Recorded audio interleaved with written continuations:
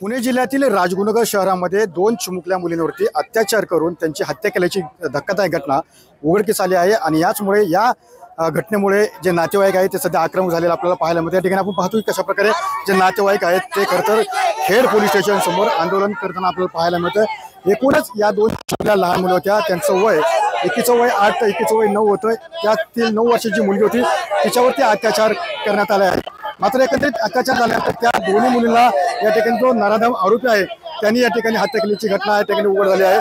आपल्यासोबत काही नातेवाईक आहे, मला सांगा की काय नक्की घटना आहे, काय तुमची मागणी आहे? आमच्या या देशाला स्वातंत्र्य मिळून 75 वर्ष झालं। 75 वर्षामध्ये विमुक्त जाती भटक्या जमाती समाज इंडियामध्ये भारतामध्ये 30 करोड आहे। त्या 30 करोड भटक्या मुक्तांमध्ये 5.5 करोड गोसावी समाज भिक्षुकी समाज आहे आणि त्या समाजावर महाराष्ट्रामध्ये 36 जिल्हे 356 तालुक्यांमध्ये सतत अन्याय अत्याचार होत असतो। मुख्यमंत्री साहेब काय म्हणले होते की बाबा भटक्या मुक्तांवर परत अन्याय होणार नाही, पण आता तुम्ही बघू शकता की खेड तालुक्यामध्ये भटक्या मुक्तांच्या 2 चिमुकली होत्या, आमच्या बहिणी होत्या छोट्या, एक 4 वर्षाची होती आणि एक 8 वर्षाची, एक 9 वर्षाची होती। काल एका नराधमाने त्यांच्यावर रेप करून त्यांना आहे ना पाण्याच्या टाकीत फेकलं। हा सतत अन्याय भटक्या मुक्तांवर होत आहे। मग याच्यावर ऍक्शन घेणार आहेत का नाही मुख्यमंत्री साहेब? आमची मागणी अशी आहे की पोलीस प्रशासनाने काम चांगलं केलं, आरोपीला अरेस्ट केली, मग तुम्ही हैदराबाद पॅटर्न आपल्या खेड तालुक्यामध्ये राबवा, आरोपीचा एन्काउंटर भर चौकात करा, कारण की आपल्या खेड तालुक्यात पश्चिम महाराष्ट्रात सतत अन्याय अत्याचार होत आहे। तुम्ही नावऱ्याचं बघा ते प्रकरण, नावऱ्यामध्ये एका बाईवर रेप झाला होता, तिचे 2 डोळे काढून टाकले होते। प्रशासनाने अजून काहीच मदत नाही केली, सरकारने पण काहीच नाही केली।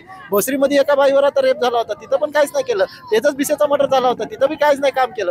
1 लाख केसेस असे आहेत साहेब की तिथं भटक्या मुक्त समाजाला न्याय नाही भेटला। म्हणून आमची मागणी अशी आहे की या 30 करोड भटक्या मुक्तांसाठी आणि महाराष्ट्रातील 4.5 करोड विमुक्त जाती भटक्या जमाती समाजाचा विकास जर तुम्हाला करायचा असेल आणि ही घटना परत होऊ नये असं तुम्हाला वाटत असेल तर मुख्यमंत्री साहेबांनी एक निर्णय घ्यावा, ते म्हणजे भटक्या मुक्त समाजाला अॅट्रॉसिटी सारखा संरक्षण कायदा द्यावा। त्यासाठी तुम्ही समिती नेमा, इथल्या विधानसभेचे आमदार आहेत नवनिर्वाचित, त्यांनी विधानसभेमध्ये यांचा प्रश्न ठेवावा। लोकसभेचे खासदार अमोल कोल्हे आहेत, त्यांनी बी पार्लमेंटमध्ये यांचा प्रश्न ठेवावा, कारण की आता पार्लमेंटचं सेशन फेब्रुवारीत चालू होईल। त्यांनी हा प्रश्न ठेवला पाहिजे, कारण की त्यांना भटक्या मुक्तांचे प्रश्न सगळे माहिती आहे अमोल कोल्हे साहेबांना, त्यांनी स्वतः बघितलेले आहेत। नवऱ्याच्या पण प्रकरणात त्यांनी बघितलंय, पण अजून या भटक्या मुक्त समाजाला न्याय नाही। म्हणून काल ज्या आमच्या महिलींवर जो रेप झाला, त्यांची हत्या झाली, आता ते पीडित परिवार भिक्षा मागून जगतं। तुम्ही नेमकं करताय काय? शासनाच्या सेंटरपासून स्टेटपर्यंत 218 योजना आहेत, कोणत्याच योजनेचा लाभ आम्हाला नाही भेटत। आम्ही आमचा मोल मजुरी करून भिक्षा मागून जगणारे आम्ही लोक, आमच्यावर अन्याय होता। आणि पुढची काय मागणी असणार? तुम्ही आता ठिय्या आंदोलन करता? आमची मागणी एकच आहे की आरोपीला तुम्ही डायरेक्ट एन्काउंटर करावं,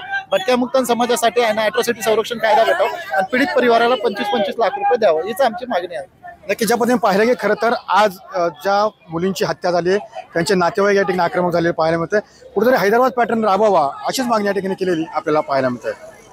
कारण प्रमेश स्वामी, सुनील दिघे, TV9 मराठी, राजगुरुनगर, पुणे।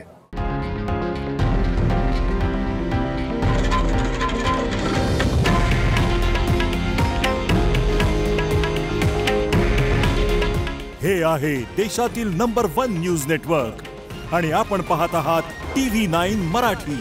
काळजी तुमची, हित महाराष्ट्राचं।